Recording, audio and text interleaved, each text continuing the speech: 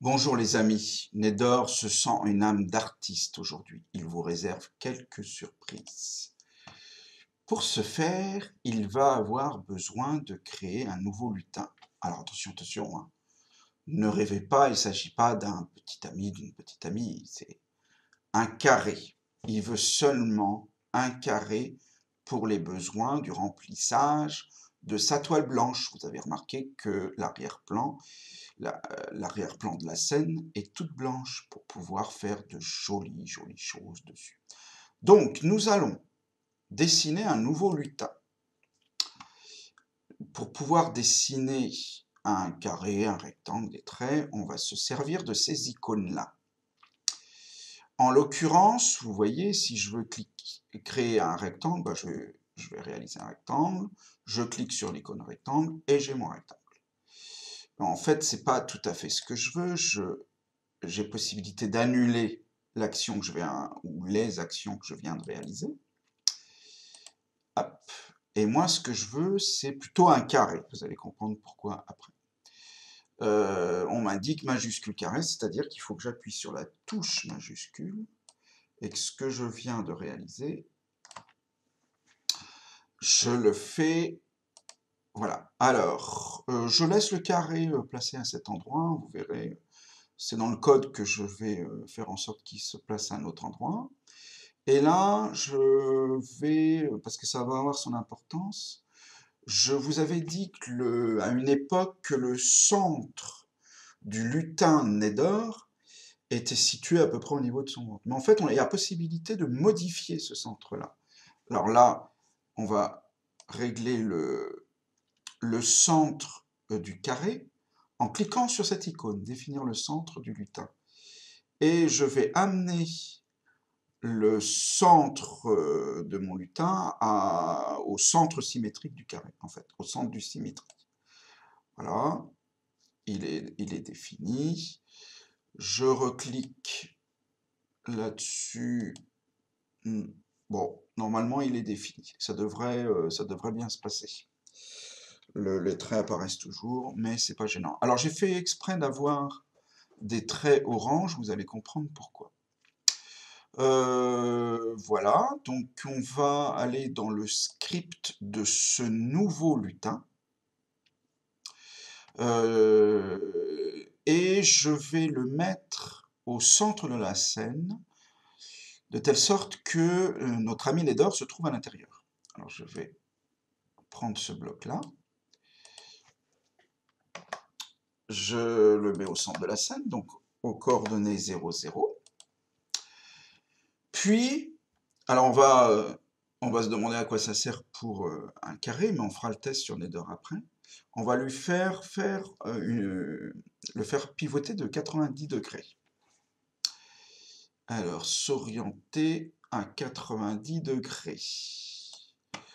Je vais, parce qu'il va se passer des choses extraordinaires, au cas où je redémarre mon programme, je vais annuler tout ce qui va se passer, tous les effets graphiques que je vais créer à travers mon code. Et donc, c'est ici. Une nouvelle fois, vous comprendrez après.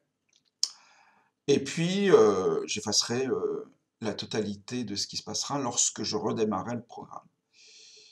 Effacer tout, ça va être ici.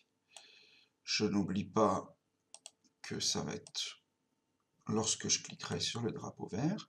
Et là, je vais créer une animation graphique qui est censée être très très très très jolie. Et on va boucler indéfiniment, mais de toute façon, on peut arrêter le programme avec le bouton rouge. Donc je vais aller récupérer le bloc répéter indéfiniment. Et en fait, je vais faire tourner mon carré de 5 degrés en 5 degrés. Alors bon, voilà, on va tourner, mouvement, pardon, tourner dans ce sens-là, peu importe. On va le faire tourner de 5 degrés en 5 degrés, c'est-à-dire un tout petit peu à chaque fois.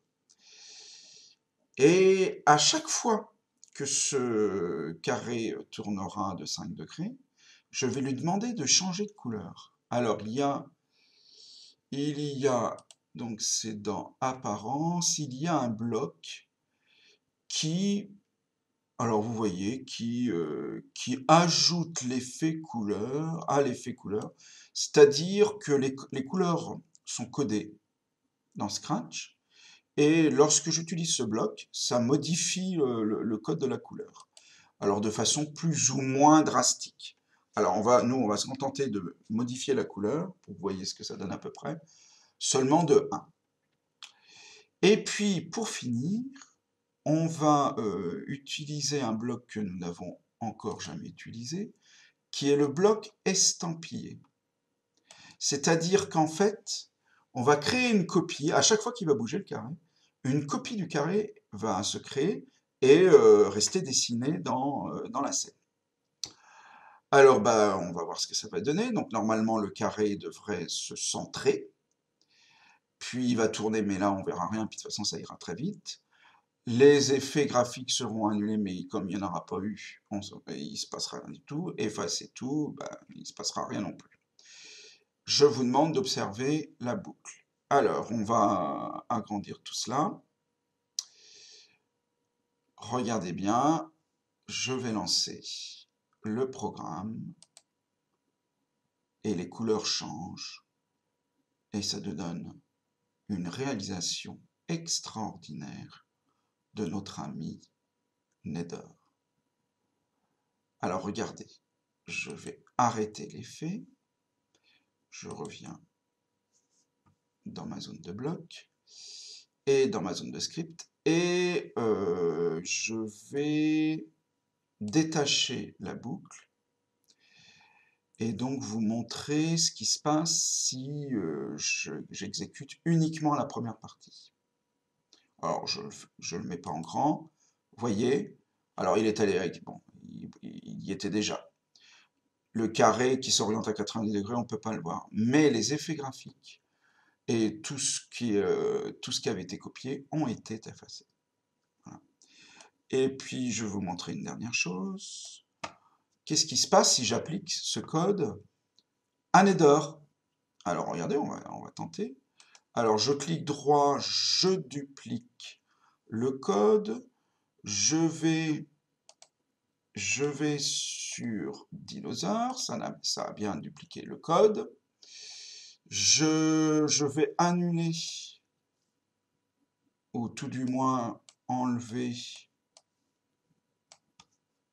cet événement. Alors, voilà, on lâche le carré, peu importe. Et bah, on va voir ce que ça va donner. Qu'est-ce qui va se passer? Qu'est-ce qui va se passer? Je lance. Oh! Eh ben, il aurait jamais dû manger des champignons hallucinogènes. Nether, c'est n'importe quoi ce qui se passe. Au revoir les amis, je vais essayer de le guérir.